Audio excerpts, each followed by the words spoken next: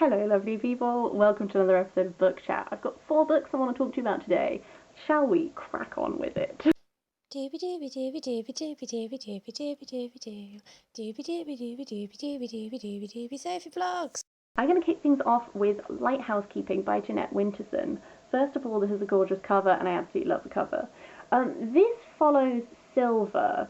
Her mum sadly passes away. She goes to live with a lighthouse keeper and they sort of tell each other stories. Essentially, that's about as concise as I can be plot-wise. I am coming to the realization that maybe Jeanette Winterson is not for me anymore. I liked this book, but I did not love this book. But I think if I had read this about 10 years ago, when I was at the peak of my Jeanette Winterson love, I think I might have loved this book. Because one thing I will say is this book is written beautifully. There are some really gorgeous moments of writing, of description, of like, what does love mean, that sort of thing. Very classic Jeanette Winterson in that way. And this storytelling element is a thing that I typically love in books. I love books that explore storytelling and the importance of storytelling, and that really is a theme in this. One thing I just found is that I really struggled to emotionally connect, I think. I was reading it and I was thinking, oh, this is beautifully written, but I wasn't like, didn't grip me like some of her ones used to do. I don't know, I've been having a little bit of a, I'm not sure how I feel about Jeanette Winterson anymore moment recently, and I think that might be because maybe I started off reading Jeanette Winterson with her best books, and so then some of the other ones I've read more recently have not been some of her best. Or it's just that she's not a style that works for me anymore. I'm not entirely sure. But this was lovely, but also perfectly fine. And I'm a little bit sad about that, but also like I can't change the fact that I didn't really emotionally connect to this. So I just don't know how I feel. I think maybe another thing is that Jeanette Winterson often plays around with form and with disjointing a narrative somewhat. So we have the narrative that's Silver. One of the stories that's being told to her is about this man called Babel Dark, who is from an earlier timeline than she is, and about his love life and personal life and blah blah blah. And again, like I was just reading it and I was like, I kind of I'm not emotionally invested in this life. I don't know. Essentially, it was one that I found perfectly fine, but also, like, I'm a little bit sad that I didn't love it, and I don't really know what to do with that, so I'll just see. The second book I read was The Burning Chambers by Kate Mosse. I always enjoy a good Kate Mosse book. This is set in the late 1500s, in Carcassonne and then also Toulouse, and essentially we're looking at the conflict between the Huguenots and Catholics. So we have one character, one of our point of view narratives is very much involved in Protestantism and that sort of thing. We have a girl who has a mysterious past that she does not yet know about. We have some evil machinations that are going on. So it's very much like you're seeing the way that this conflict between Catholic and Protestant was such a powder keg at this particular time in history, and the ways in which both sides are doing things that are not entirely okay, and how things escalate quickly and that sort of thing. So like it's a real study of that time period.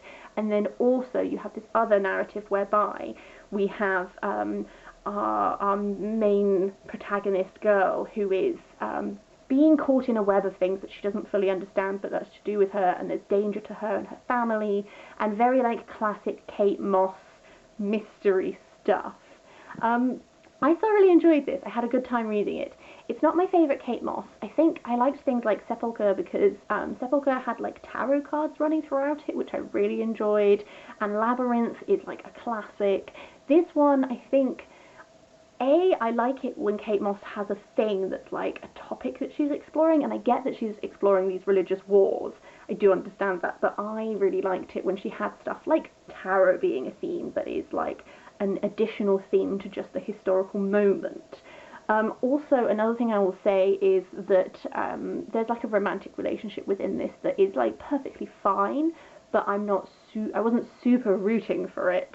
You know, I was more interested in like this unraveling this mystery, but I do think that the mystery itself, I don't know, I was not surprised by the reveal of what the mystery was.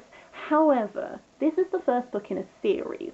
I did not know it was the first book in the series when I was reading it. The preface to this takes place in the 1800s, and I kept waiting for us to return to the 1800s and resolve that plot line. And then the book ended, and I literally said to my boyfriend, I was like, what? This isn't an ending. And then I turned the page and it was like, sequel coming, spring 2020. And I was like, oh, there's another book. So, like, don't do what I did, because I think that affected part of my reading, because I was expecting everything to be wrapped up, and I was like, I understand, I was like, I can call what the mystery reveal is, blah, blah, blah, but that's the setup for the next book, I now realise, rather than the concluding of the whole story. So I think that makes, sense. I just didn't know it. So I had my pacing radar was like, the pacing is weird, and that's because it's the first in a series, Sophie. But I really enjoy Kate Moss books. I think that they do a lot of that thing which I quite like in a historical mystery. She always makes me feel really grounded in the time period and what's going on, and this conflict and stuff felt very clear to me. Some of the characters go into that sort of evil villain trope type thing, but that's just what it is. But I had a really good time. I really enjoyed it. It was kind of what I needed at the time to get my teeth into a chunky historical mystery book, and I really enjoyed that. After that is some fantasy. This is The Fire Dragon by Katharine Kerr. This is book 3 of The Dragon Maid. I talked about book 2 in last book chat, and I talked about book 1 in the book chat before that. I'm really enjoying this series at the moment. As previously mentioned, Devery Cycle, and it's very much Celtic-inspired mythology. We've got a Celtic knot, if you will, of multiple timelines where it is the same souls reborn into different bodies. They have different relationships to each other each time. This is potentially my favourite book of the series so far. We're largely following in this a timeline which has been building since the first set of 4 books. This is the 11th book, maths. But the characters that we are mainly following this are ones that have been being built up since that first set of 4 books.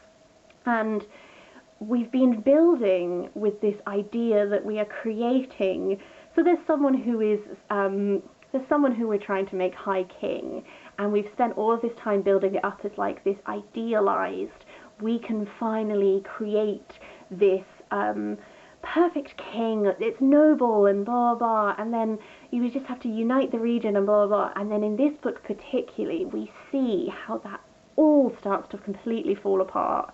So this book is really the culmination of tragedy, which, to be fair, we knew was going to happen from some of those earlier books, because we're following, as well as this one timeline, we're also following the timeline where it's the same souls reborn later, and we know, based on certain hints that characters have given us, that original timeline did not end the way that we hoped it would. So I already knew that this was going to unravel, but I don't want to say I enjoyed seeing it unravel, because that sounds a bit callous, but I've really grown connections with some of these characters, and then to see some of them turn and others of them be swept along in this way that they're powerless to stop what's happening, but they're that's the nature of tragedy sometimes, is that it's going to end badly, but you're powerless to stop it, but you also you can't take your eyes away because you care about these characters. So I really enjoyed that. I've also really been enjoying Lily as a character who's been getting to know the Daima, especially now that we don't have Jill as a presence in the plot lines anymore, having a young girl learning these powers. One thing that I like that's run throughout this is we have, as the series has gone on, we've had a lot more women who are involved in both Daima power, but then also there's a number of women in this who are passionate about being scholars and blah blah blah, these things which, I don't know, I just feel as the series has gone on we have increased our number of female characters, and I've been really enjoying it. Essentially there's a lot of threads that have been tied up in this book. There is one more book in the Dragon Maid series, and then there are 4 more books to finish off the whole series. I say that Katharine Kerr has just released a new book, having been away from the series for years and years and years, so God only knows where that's going. But suffice to say, a lot of strands which have been building since the very first book have finally reached culmination, and now it looks like we're heading in a slightly different direction, and I'm really excited to see where that direction is going. The final book I want to talk about is a non-fiction book. It's just very sweet. This is Cottage Garden Year by Bray. This is just a lovely book that's all about Bray's cottage garden. She is an artist who does realistic illustrations of flowers. So like, here's an example. Each month starts with an illustration of some of the flowers in that month. We also get proper illustrations going throughout. Essentially, this is a year in her cottage garden. It's tracking the different plants. It's not just about like what plants are coming out, how do you tend for them, how do you look after them, but then also like a little bit of history behind some plants, like where do they come from, what are some meanings behind them, what would you use these plants for. I've mentioned a couple of times, I've been getting really into like, I just want to have a better understanding of plants, and especially like plants that are like local to where I live, native to where I live. I really miss having a garden, essentially, and I kind of read this book because I miss having a garden and I don't have access to one, and I wanted to just have some sort of connection to that in a time when I can't really like go outside a lot. So like, I've just really enjoyed this. It was everything I wanted it to be. That's everything I wanted to talk about this week. Do you have any thoughts on any of these? I'd love to hear them if you do. Otherwise, I will see you next time for something different, and I hope you have the loveliest day in the meantime.